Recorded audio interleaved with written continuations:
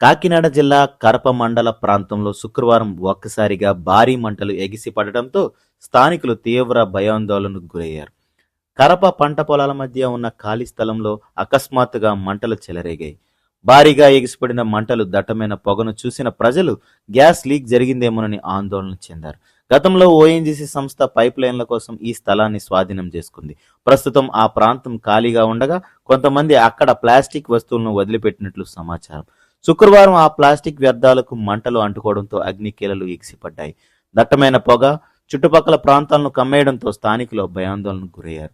సమాచారం అందుకున్న కరప ఎస్ఐ సునీత వెంటనే అగ్నిమాపక శాఖకు సమాచారం అందించారు. ఘటనా స్థలికి చేరుకున్న ఫైర్ సిబ్బంది మంటలను అదుపులోకి తీసుకువచ్చారు. అక్కడ గ్యాస్ లీక్ వంటి ప్రమాదకర పరిస్థితి ఏమీ లేవని అధికారులు స్పష్టం చేయడంతో స్థానికులు ఊపిరి పీల్చుకున్నారు. ఇలాంటి తాజా అప్డేట్స్ కోసం మా ఛానల్ సబ్స్క్రైబ్ చేయండి. కంటెంట్ నచ్చితే లైక్ చేయండి, షేర్ చేయండి.